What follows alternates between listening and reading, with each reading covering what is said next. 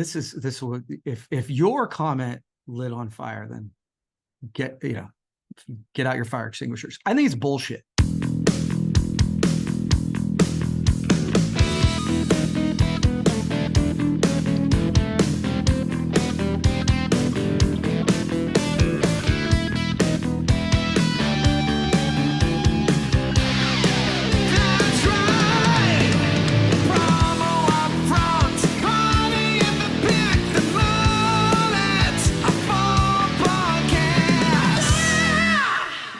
Don't know much about history.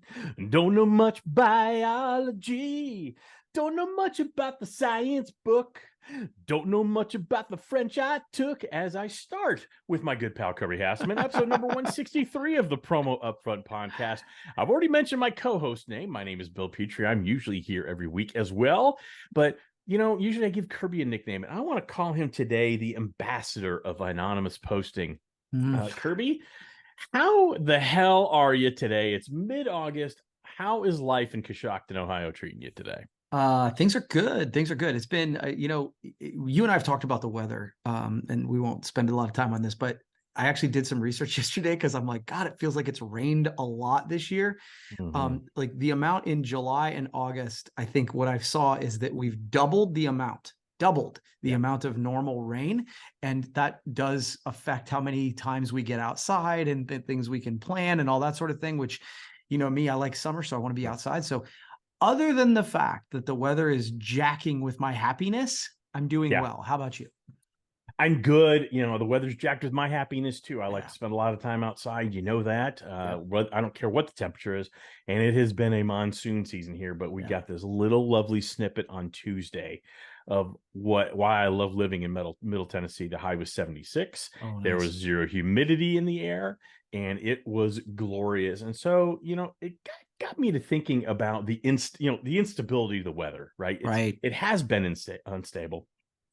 And that got me to thinking, Kirby, as things often do, I want to, if you're okay with it, and I don't care if you are, that was a rhetorical question.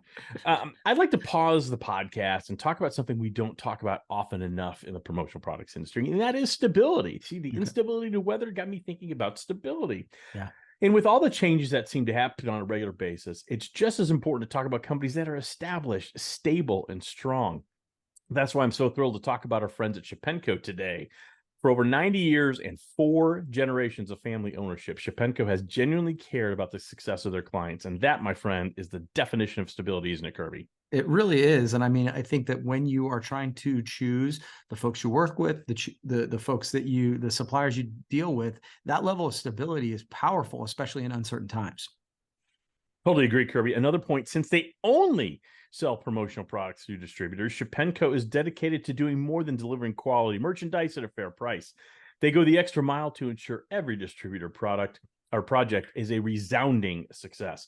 It's the right way to do, excuse me, a little summer cough there. Yeah, it's the right way to do business, and that is how you continue to be stable and strong heading into the next 90 years. So the bottom line, Shepenco has absolutely stood the test of time. The experience, the products, and the people are absolutely the best. Head over to the newly redesigned shepenco.com to start your next project today. Okay, so we're episode number 163. I think I might have said 162 at the top. Can't remember. Kirby, you have the honor. Oh, there we go. Look. Sorry. This podcast is going flawlessly so far. Kirby, you have the upfront topic today. What would you like to chat about in the world of whatever you want to talk about? Yeah, obviously it's it's the Promo Upfront podcast. So I'm going to do some promo upfront. All right. So I want to leverage the 7 listeners. We've catapulted in our listenership. And we added Harvey Mackler. Let's mention Harvey. Yeah, right. I did get rebuked for not mentioning Harvey, so shame on me. So Harvey Mackler is absolutely one of the Magnificent 7. Yeah, that's right. So I want to kind of leverage our audience to just say, look, next week, August 24th is Promotional Products Work Day. So it's essentially sort of a holiday that PPAI has kind of created to pull its members and industry professionals together to celebrate the idea of how impactful promotional products can be, branded merchandise can be in the promotion of any business, any organization. And one of the things you and I've talked about this, I love when our associations utilize their power together to elevate the industry. To me, that is one of the more important things that the association can do and should do. That's just Kirby's 2 cents. Yeah. And so it's coming up next week. And so I sort of want to implore our folks, I want to implore you and I, and because you always say it got me to thinking about, okay, what am I going to be doing next Thursday? So I went over to the PPAI website, and it gave some ideas. Host an open house, create a social media campaign, offer special discounts, host a networking event. There's a ton of different ways to get out there and just do something that promotes the industry at large. And I think that when we do that, the rising level of the water raises all boats. So my question, and just for the sake of discussion or whatever, is, do you like the idea of having a day like this or a week like this or whatever? And if so, what have you done, or what do you think people should do? Yeah, I choose to celebrate promotional products every day. So I think it's odd that there's only one day that PPAI is going to celebrate it. I think that's flawed. I'm joking, obviously. No, Promotional Products Work Day used to be part of Promotional Products Work Week many years ago. Not too many, but for some people, it's many. I know I was part of a kickoff ceremony. Actually, it's interesting that Shepenco is our sponsor this week, because we kicked it off in Shelbyville, Tennessee, which is Pencil City, USA, with the awesome. President and CEO at the time, that was Paul Bellantone, but PPAI and a lot of dignitaries. We even had, I believe, a state senator there. So very cool. And I know you did it the following year in Coshocton, Ohio, the birthplace of promotional products, with Jasper Meek and his shoe bag. So I think it's important to always have a day. We all celebrate promotional products every day, so I was being a little flippant earlier. So I think what you can do, I love the idea of the open house. I think that's a great thing to do. Probably a little late in the game if you haven't planned an open house yet. I think, though, what you could do is create a small campaign or a quick thank you message, and share some of the value of promotional merchandise to your clients. Why does it work? What makes it work? And why it's important for them to keep using it.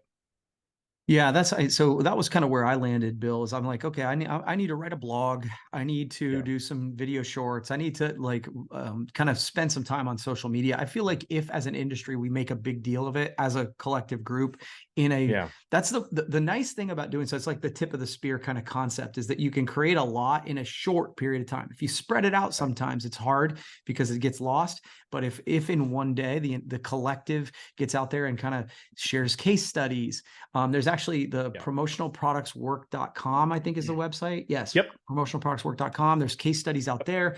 So I think there's plenty of material out there. If we as a collective go out there and share it, I think it could be good. So again, it's next Thursday, August 24th. Please feel free to participate. And so this is almost like a PSA, but a topic. So no, I think it's great. And like I said, I think you can use it as a way to express some gratitude to your clients and say, love that. Thank you so much for working with us for your marketing merchandise needs. I want to share a statistic with you of why our company feels so passionate about promotional merchandise. And we hope you're seeing these same results. I think those are some great ways to celebrate it, get it out there, and maybe next year do an open house if you got the time. Yeah, I love it. Cool. Hey, Kirby, I have a quick question for you. Okay. Do you love the blanket? Do love the blanket. I know you love the blanket. Well, I got to tell you right now, I got some early bird holiday special for you. Okay. Do you like an early bird holiday special? I also love early birds. Because I know it's 1,000 degrees outside, but hey, fall and winter right around the corner. They are. And we can thank our friends at Kanata for sharing some early bird pricing on some of their most amazing blankets: the original lamb's wool, the plush era throw, the urban alpaca, and the velvet fur throw. All have special pricing for the holidays that includes decoration. Now, that's either embroidery or a laser leather patch. Very classy. So head over to kanatapromo.com to take advantage of this before it expires on October 15th, 2023. All right, Kirby, I have an industry topic Okay. for you. Mike Simzak, a good Hmm. friend of both of ours, is leaving HPG. Now, Yeah. for those of you who don't know Mike was one of the two outliers, him and Jason Lukash, that started Org Audio and brought Org Audio to the industry. And when the history book is written on the promotional products industry, those two will have a chapter, because Yeah. there's going to be before OA, before Org Audio, and after OA. Because before Org Audio, packaging was either a very flimsy white box from China or a polybag. Yeah. Yes, you had great companies like the Chest and people like that doing packaging, but suppliers themselves were not providing retail level packaging. Right. Org Audio changed that, and Mike Simzak is a big part of that change. They created a brand within the promotional products industry that clients wanted. I want the Org Audio backpack, and that's something that didn't happen 10, 15 years ago. I just want to say, for me, it's hard to see him go. I've told this story before, but I'll tell like a 30-second version of it. When I first started working as a consultant, when I got out of the distributor side of the business, started working as a consultant, one of my first clients to help get them into the promotional products industry was Mike Simzak and Jason Lukash at Org Audio. And I knew enough about the promotional products industry to be dangerous, and they knew what they were doing to be dangerous. And we had the best time together. And I take zero credit in the success that they had, but I was fun to be on the sidelines watching it, very close with them. It was fun to be there at the beginning of Org Audio. And they were there at the beginning of Brandivate. So I have a very close relationship with both of them. Hard to see him go. Nick, now they've named Nick Latour is kind of beginning to be taking over that hybrid role that Jason and Mike had, that product guy, the guy who's going to really become the face of that organization. Couldn't have picked a better human to do it. Not only just one of the nicest people you'd ever want to meet. I relate very well with Nick, because Nick is one thing I find in common with me and Nick. We can be very blustery and very look at me, but very deep down, we're both pretty quiet, and we both can be very introspective, and we both can be the extroverted introvert, probably the best way to put it. So I just want to say, somehow the industry feels a little less creative today. Today is his last day. This podcast drops August 18th. Today's his last day. And I don't know what the future holds for Mike. I did speak with him. I spoke with him at Chicago, and he kind of alluded to some changes might be coming. Had no idea what they were. But the industry feels a little lesser today, Kirby. Yeah.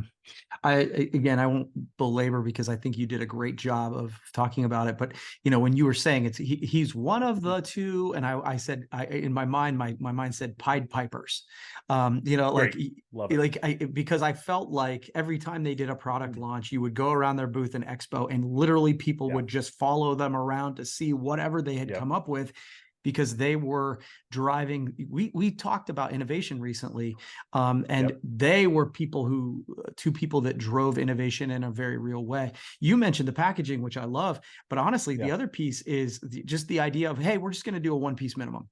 That just was like, that was so unheard of. Like, that's happening now. But even then, it was like, and again, I'm sure that they weren't going, gosh, I hope we get a ton of one-piece minimum orders, but it changed the way everybody thought of their brand. It was like, and to this day, when somebody says, hey, I need one of something, I'm like, oh, we should look at Org Audio, to this day. And I mean, that's been a decade later. And so I think, yes, they were innovators, not only from a product perspective, but challenging the norms of the industry. That I heard a quote, I think you'll appreciate this, and I won't get this exactly right, but it was Alex Hormozy, who you've heard me talk about. And he said that, we're able to challenge all of our beliefs, except for the beliefs we believe to be the most true. And those we never consider challenging. And I'm like, that was like the idea of a one-piece minimum with no setup. It was like, what now? And they challenged that norm in a way that made us all stand up and take notice. And so that's what I remember. Totally agree. And that's an outstanding point, because I glossed over that. I didn't even mention it. So that's 100% accurate.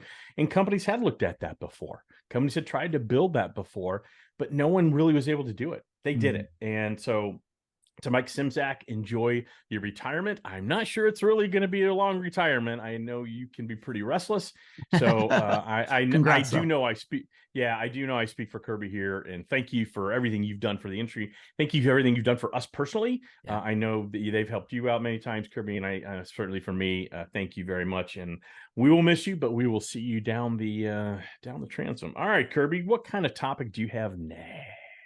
Okay, here's a question for you. Do Okay. Facebook's and Instagram's algorithms Yeah. create echo chambers that widen political divisions and erode democracy in America? Yes, that's the business model. Okay. So if you ask 100 people, 95% will say yes, right? Mhm. So a recent study, I just think this is fascinating, and I'll give you a little background on it, okay? Yeah. Because it's exactly what I would have said, by the way, Bill. Yeah. And I may still, but just a new landmark research complicates the narrative. 4 studies released recently found that while echo chambers do exist on social media, they don't drive political polarization the way that Facebook critics have described. The researchers arrived at conclusions by tweaking the content US Facebook users saw from September to December in 2020, measuring their behaviors during the experiment. In one study, the researchers swapped out the algorithm feed for a reverse chronological feed for tens of thousands of Facebook and Instagram users, which meant it didn't matter how they, whether they engaged or they liked or whatever. The changes had no impact on political polarization and even led users to see more untrustworthy content.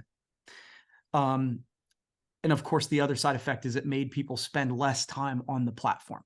So I thought this was interesting. And people were saying, hey, wait, this is Facebook was involved in this research. But I did think it was fascinating. And I wonder, A, do you buy it? And B, like, I think it's one of those things where we want to blame someone. Right now, it's currently social media.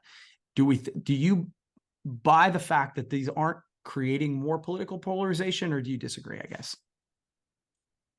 Kirby, there are lies, damn lies in statistics. And I think that's what we're facing here. Do I buy it?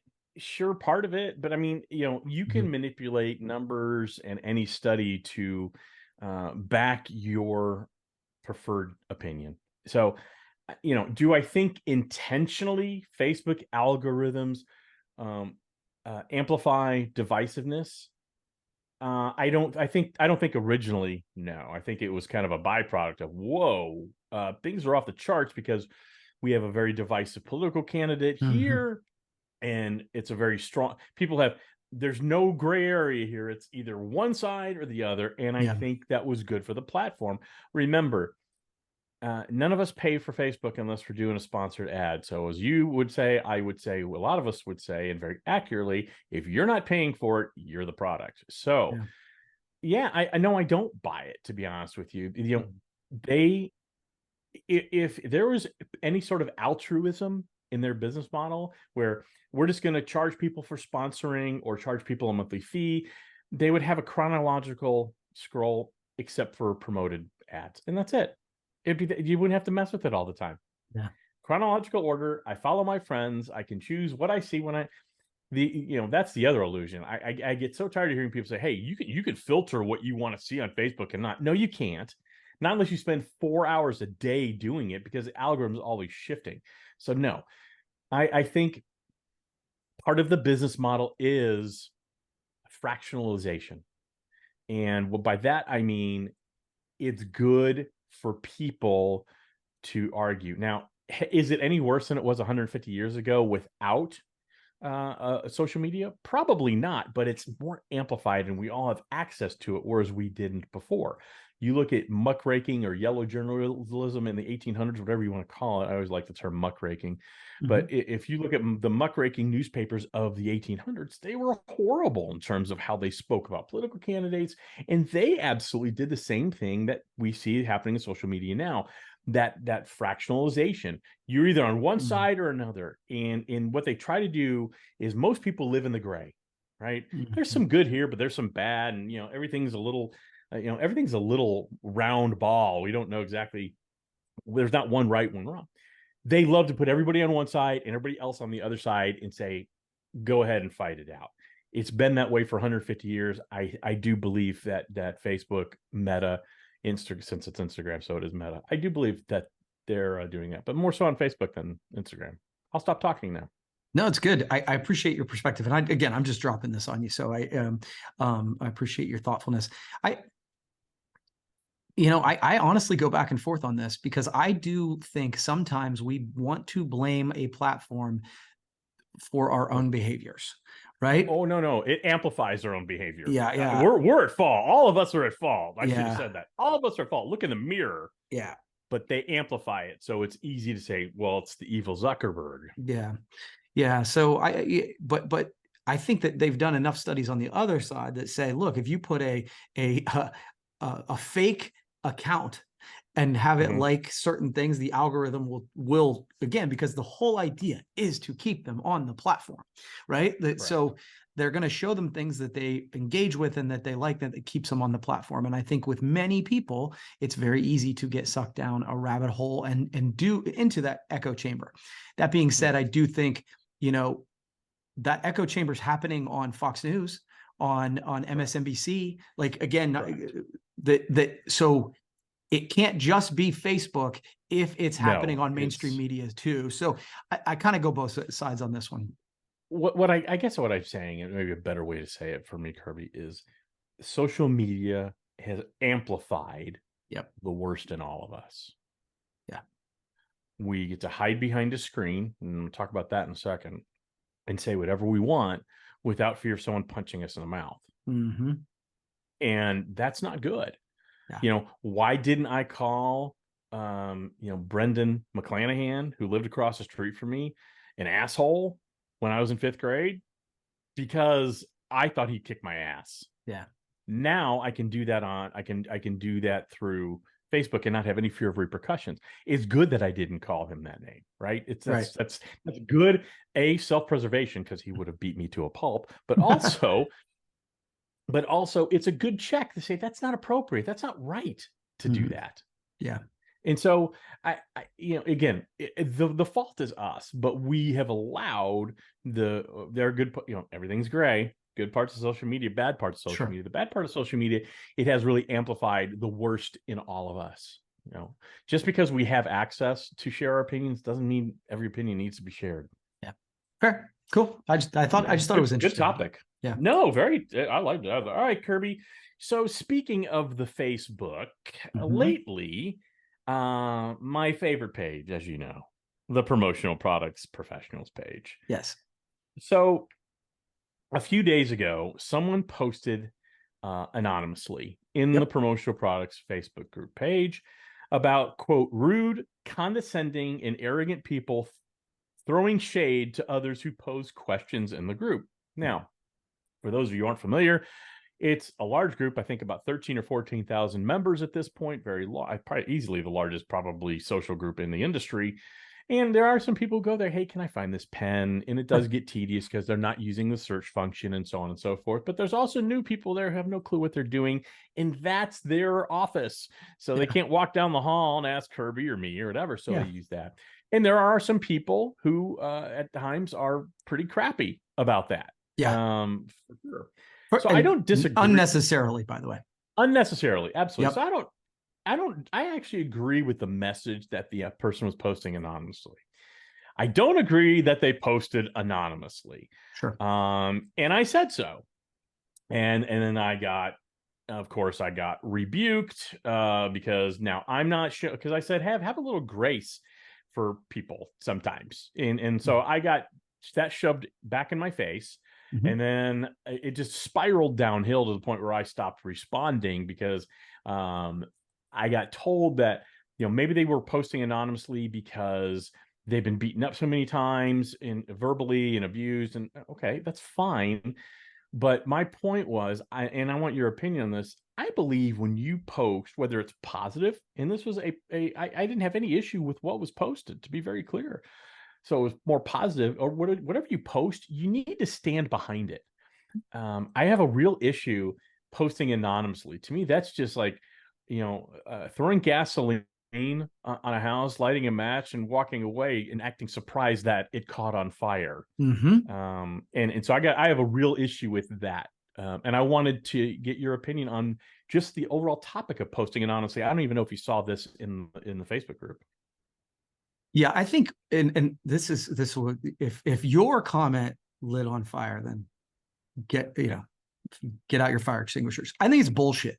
I think that anonymous posting should not be allowed. It is one of my biggest pet peeves on earth.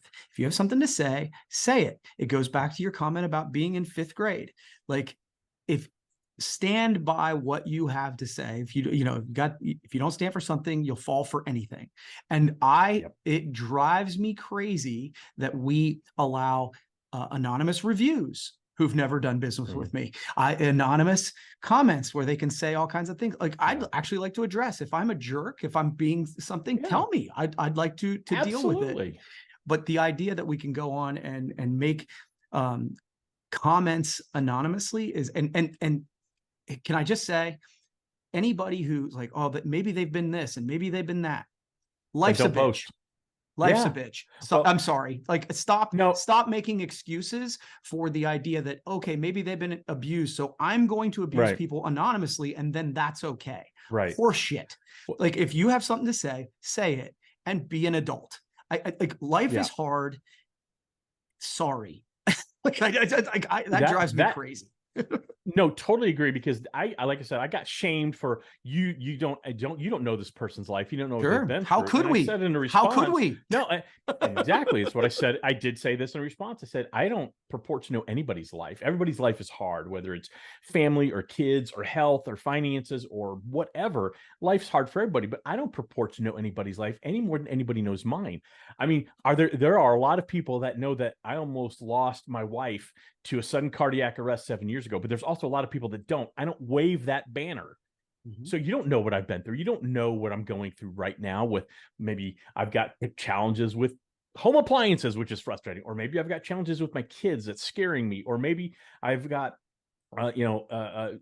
family health issues. Who knows?